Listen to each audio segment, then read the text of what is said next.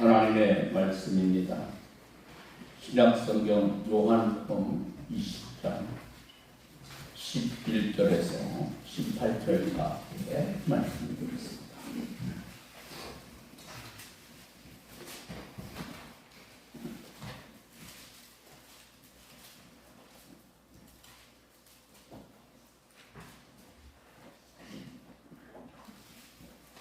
마리아는 무덤 밖에 서서 울고 있더니 울면서 구부려 무덤 안을 들여다보니 흰옷 입은 두 천사가 예수의 시체에 누웠던 곳에 하나는 머리편에 하나는 발편에 앉았더라.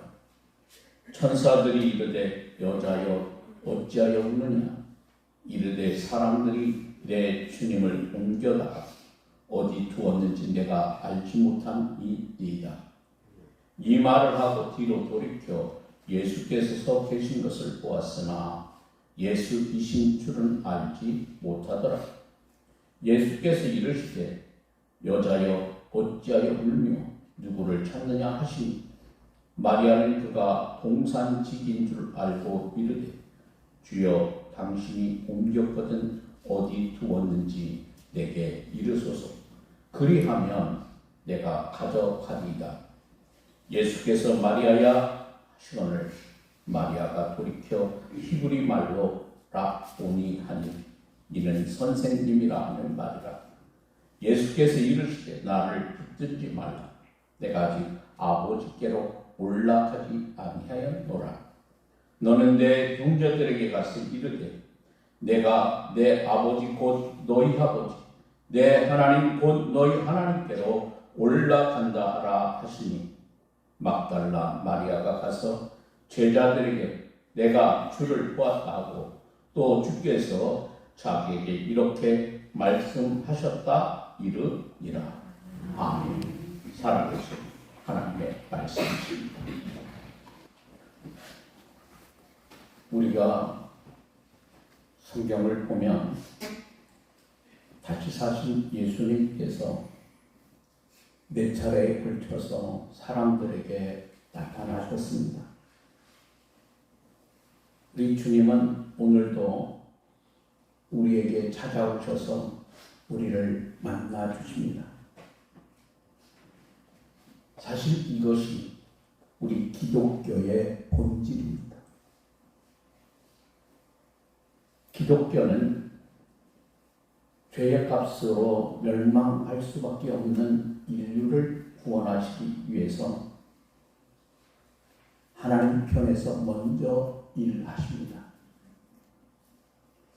인간의 노력이나 탐구로 우리가 구원에 이르는 것이 아니라 구원을 선물로 주시는 것을 받는 것이 기독교입니다.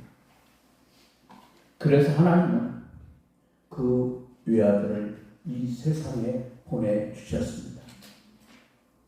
그리고 우리의 인류의 죄를 대신 지시고 하나님의 어린 양으로 제물이 되게 하셨습니다. 그것이 주님의 순환이요 십자가의 죽음입니다. 더구나 하나님은 우리를 의롭게 하시기 위해서 예수를 다시 살리셨습니다. 그러므로 이제 우리가 할 일은 우리 위에 죽으셨다가 우리 위에 다시 사신 주님을 여러분 맞이하면 됩니다. 슬픔과 고독, 두려움과 의심, 그리고 절망의 자리에 앉아있을 것이 아니라 돌아서서 다시 사신 주님을 우리는 만나야 합니다. 그때 기쁨과 담대함, 확신과 소망의 밝은 빛이 여러분의 마음을 비춰주십니다. 그러면 다시 사신 주님께서 누구에게 나타나셨습니까? 슬픔에 잠겨있는 마리아에게 나타나셨습니다. 막달라 마리아는 예수님 십자가에 못 박혀 돌아가시는 광경과 무덤에 묻힌 것을 지켜보며 그가 얼마나 울었는지 모릅니다. 막달라 마리아는 7 귀신이 들렸던 여자로서 사람들에게 멸시와 땡땡의 대상이었습니다. 인간 폐물이었습니다. 그랬던 여자가 예수님으로 말미암아 고침을 받고 완전히 새 사람이 되어 주님이 전하시는 하나님의 나라를 믿고 소망 중에서 그리스도를 따르는 그는 신실한 믿음의 사람이 되었습니다. 그런데 그의 소망은 생명이던 예수님이 잔혹하게 세상을 떠나게 될 때 그의 마음을 기울드는 슬픔과 고통은 무엇으로도 다 표현할 수가 없습니다. 사실 마리아에게 예수님은 친구요, 선생님이요, 부모요, 애인과 같았습니다. 그런 예수님이 죽었습니다. 마리아는 한없이 울었습니다. 사흘째 되던 날, 그래 내가 예수님이 계신 시체가 있는 곳이라도 가보고 싶어 그는 새벽 일찍 무덤으로 갔습니다. 그런데 이게 웬일입니까? 예수님의 시신마저 없어지고 말았습니다. 그래서 새벽에 무덤 앞에 서서 울고 있습니다. 이때 다시 사신 주님 나타나셔서 조용하고도 인자하신 음성으로 마리아에게 말씀하십니다. 여인아, 왜 울고 있느냐? 그리고 누구를 찾느냐? 여기 왜라고 하는 말은 울을 이유가 이제 없는데 왜 우느냐? 이런 뜻입니다. 누구를 찾느냐? 이 말은 이미 죽은 예수를 찾을 필요가 없고 예수는 다시 살아 내 앞에 있다, 그런 뜻입니다. 여러분, 세상에서 가장 슬픈 것은요, 가까운 사람의 죽음입니다.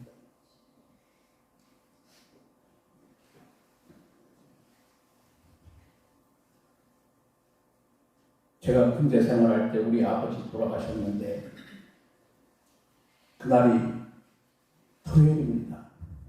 저는 그때 군종사병으로 군대에서 주일마다 병사들과 예배를 드리기 위해서 부대로 올라갔습니다. 근데 마침 연대 군종병이, 저는 상병이고 그는 1등병입니다. 서울에 그 최전방에 성탄 추리 때문에 서울 출장을 갔다가 외출 갔다가 돌아왔는데 그 전화가 온 겁니다. 우리 집에서 왔는데 이 친구가 저한테 말을 못하는 거예요. 여러분, 좋은 소식 같으면 방군종님 뭐 좋은 소식 같으면 그렇게 이야기했겠죠. 전화를 못하는 거예요. 제가 그 소식을 듣고 주일날 그 강원도 최전방에서 출발을 해서 왔지요. 얼마나 슬픈지.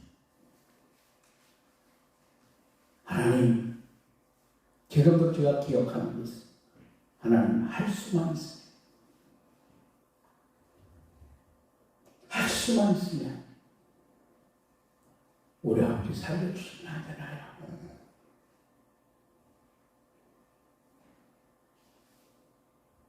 이미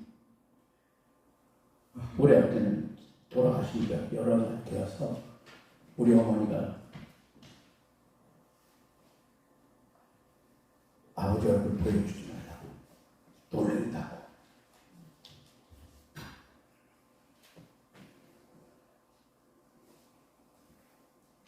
여러분, 그런데 죽음보다 더 큰 슬픔은요, 고독입니다.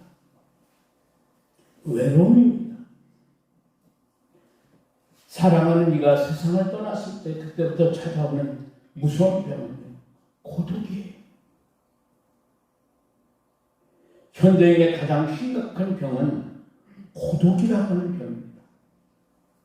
그래서 여러분께 말씀을 드립니다.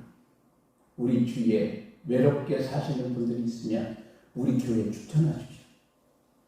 그리고 여러분이 조금 수고해 주세요. 며칠에 한 번씩만이라도 우리가 유산균 요구르트라도 교회에서 사서 여러분들이 그분 갖다 드리고 몇 마디라도 말동무가 되어주는 거예요. 장로님들과 지난번 당회를 할 때 그 말씀을 나눴어요. 우리 주위에 외로운 사람들이 얼마나 많아. 우리는 그들의 진정한 친구가 되어야 됩니다. 고독하게 우리가 사는 이 땅에 고독하게 살다가 가시는 분은 없어요. 우리가 그들의 친구가 되어줘야 합니다. 말동무가 되어줘야 합니다. 그리고 적어도 우리 교회가 있는 이 지역에는 굶어 죽는 사람은 없어야 됩니다. 그래서 제가 불정 주민센터하고 우리 교회 앞에 희망의 우체통을 세운 이유는 거기에 있습니다. 우리 교회가 있는 한 먹을 것이 없어서 굶어 죽는 사람이 있어서 되겠는가? 우리는 그들의 진정한 친구가 되어주어야 합니다. 슬픔과 고독에 붙잡혀 울고 있는 마리아에게 다시 사신 주님 찾아오십니다. 예수님의 음성을 듣고 다시 사신 주님을 만나는 순간 슬픔과 고독은 안개처럼 사라지고 마리아는 기쁨을 되찾았습니다. 오늘도 다시 사신 예수님께서 슬픔과 고독 속에 머무르며 괴로워하는 우리를 주님은 찾아오십니다. 여러분, 다시 사신 주님을 여러분이 만나심으로 모두가 기쁨의 삶을 사시는 사랑하는 성도 여러분 모두가 되십시오.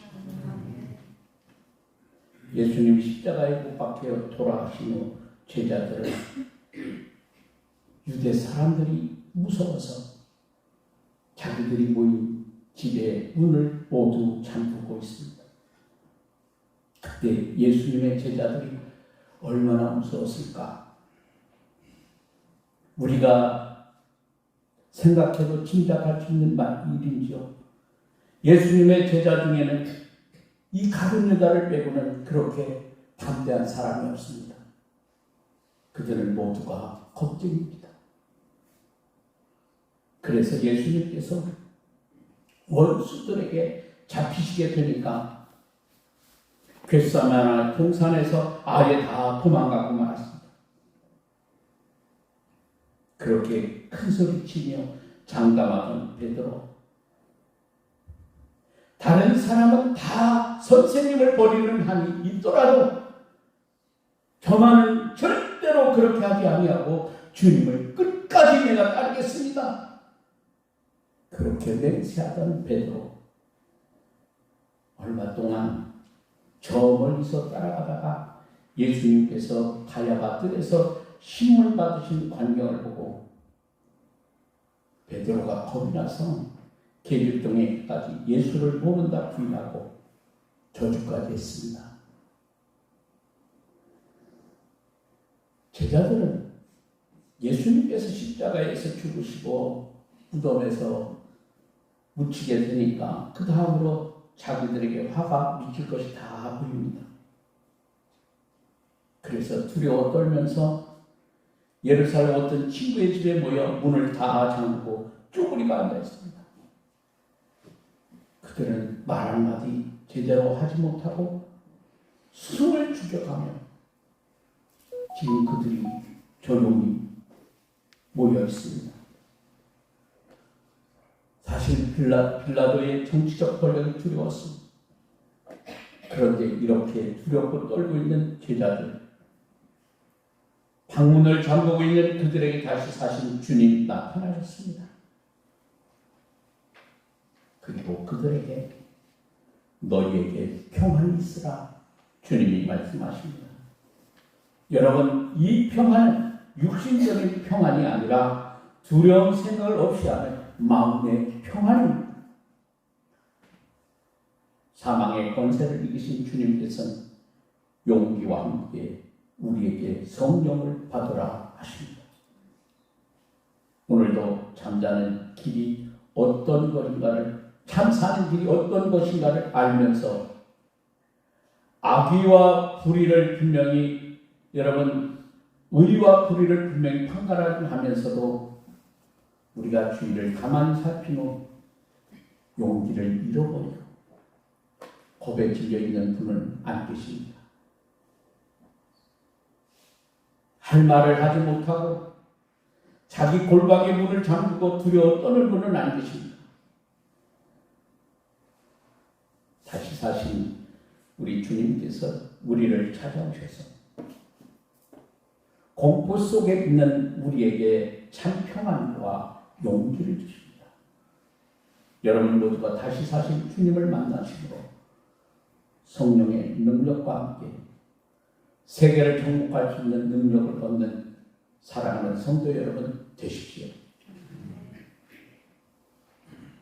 도마는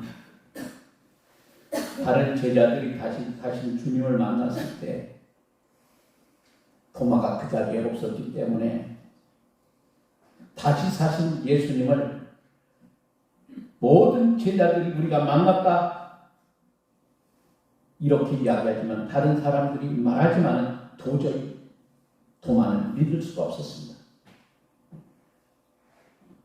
다른 사람들이 열심히 증거하면 증거할수록 의심이 더해집니다.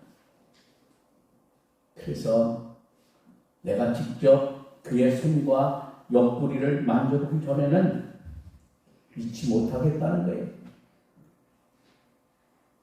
사실 여러분 그것이 당연합니다. 지금까지 도마는 살아오면서 죽었다가 다시 산 사람을 일찍이 본 적이 없기 때문입니다.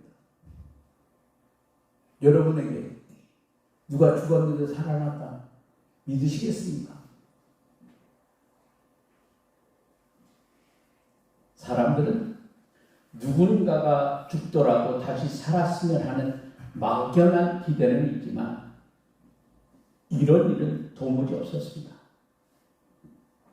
여러분 아무리 친한 친구의 말이라 할지라도 이치에도 맞지 않는 말을 믿을 수가 없는 거죠. 그래서 도마는 실증을 가는 직접 보지야만 안 된다는 거죠. 그런데 다시 사실 주님이 이렇게 의심하는 도마에게 찾아오셨습니다. 주님은 전과 같이 도마에게도 평안이 있을지어다 말씀하십니다. 여러분 의심하는 사람의 마음에는요 평화가 있을 수 없습니다. 내가 다른 사람을 의심하는 마음에 평화가 있을 수 없는 거죠. 내가 너를 믿지 못하고 내가 나를 믿지 못하는 데 대해서 불안이 생깁니다. 우리가 사는 이 세상에는 반드시 바르고 의로운 사람이 잘 되고 형통한 것이 아니라 오히려 악하고 불의한 자가 잘 되고 번영한가 하면 의로운 자가 까닭 고통을 당하는 경우가요 비일비재합니다. 아니 저 사람은 신앙생활도 잘하고 교회도 잘 나가고 열심히 봉사하는데 왜 저 사람 저렇게 어려울까? 밖에 믿지 않는 사람들만 그렇게 생각하는 것이 아니라 신앙생활하는 우리들끼리도 그렇게 생각합니다. 아니 저 장로님은 전도도 저렇게 많이 하시고 교회도 열심히 하시고 장로님이신데 왜 어려움을 당하나? 그때요 우리 마음에 풀리지 않는 의심이 가득하게 되죠. 정말 하나님 계시다면 세상을 이렇게 내버릴 수 있을까? 그래서 우리가 신앙생활 하다가 해위에 잠겨서 넘어질 수도 있습니다. 그러나 다시 사신 주님은 우리 모든 인간의 의심에 대한 분명한 해답이 되십니다. 여러분, 사랑이 언제까지나 미움에게 배신당할 수는 없습니다. 빛이 어둠에 삼켜 있을 수 없습니다. 정의가 불의에 눌려 있을 수도 없습니다. 진리가 거짓에 조롱만 당할 수 없습니다. 생명이 사망에 패배할 수는 절대 없습니다. 그래서 예수 그리스도께서 오늘 사망의 권세를 이기시고 다시 살아나셔서 부활의 능력으로 오늘 우리와 함께 하십니다. 우리 가운데 지금도 의심을 듣고 있으신 분은 다시 사신 주님을 만나심으로 말미암아 확신과 평안을 소유하는 은혜가 여러분 가운데 있기를 원합니다. 여기 깊은 절망 가운데 있던 사람들이 있습니다. 그들은 자기들의 스승을 잃어버렸습니다. 아니, 잃어버린 정도가 아니라 자신들이 생명 걸고 따라다니던 그 스승이 아무런 잘못 없이 흉악범으로 몰려 처형을 당했습니다. 당시 사회에서 스승이 처형을 당했다면 그를 따라다니던 사람들 역시 스승과 동조한 형으로 큰 형벌을 받을 수밖에 없습니다. 그래서 그들은 두려웠습니다. 자기들도 스승처럼 붙잡혀 처형당하지 않을까 염려와 걱정이 있습니다. 그게 바로 예수님의 제자들의 모습입니다. 예수님께서 십자가에서 처형당하신 후에 제자들은 그래서 두려움에 빠져 있습니다. 주님은 실망을 앓고 실패를 거듭하는 사람들을 찾아오셨습니다. 예수님이 십자가에서 세상을 떠나신 후에 베드로는 3년 후에 얻은 것이 이것뿐이구나 하고 실망한 나머지 옛 삶의 터전인 고향 갈릴리 바다로 갔습니다. 달을 먹어 주신 제자들과 그들도 베드로를 따라 나섰습니다. 그리고 베드로 3년 동안 자신의 손으로 놓았던 그물을 다시 배에 싣고 노를 저어 고기 잡으러 나가 밤이 맞도록 애를 써 고기를 잡습니다. 그런데 이상합니다. 한 마리의 고기를 잡지 못합니다. 아니, 이상할 정도로 고기가 잡히지 않았습니다. 실망 속에서 그물을 잡았으니 손에 걸리지도 않았거니와 정신도 별로 없습니다.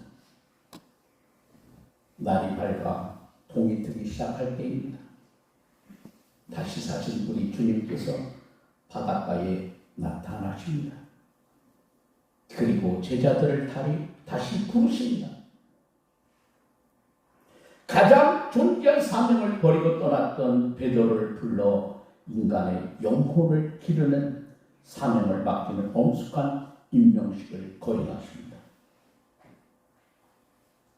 인간의 생활로 실패로 말미암아 쓴 잔을 마시고 있는 사람에게 부활하신 주님 찾아오셔서 새 힘을 주시며 다시 일어날 기회를 주시며 더 좋은 삶의 목적을 위해 살도록 희망을 안겨주십니다. 우리 주님은 베드로의 실수를 추궁하지 않으십니다. 우리 주님 베드로에게 내가 나를 사랑하느냐? 내가 나를 사랑하느냐? 주님 3번 물으셨습니다. 여러분, 우리는요 다 실수가 많은 사람들입니다. 그러나 주님께서 그거를 따지지 아니하십니다. 우리 주님은 과거를 묻지 않으십니다. 지금 우리 마음으로 주님을 사랑하면 그것으로 주님은 만족하십니다. 그러면 과거의 실수, 죄악을 다 용서하시고 새롭고 위대한 사명을 우리에게 맡겨주십니다. 여러분, 우리 가운데 실망하여 힘없이 사신 계십니다. 다시 사신 주님을 만나셔서 부활의 소망과 능력을 가지시고 새로운 역사를 창조할 수 있는 사랑하는 성도 여러분 모두가 되십시오. 하나님은 여러분을 사랑하십니다. 부활의 능력으로 사랑하십니다. 기도하겠습니다.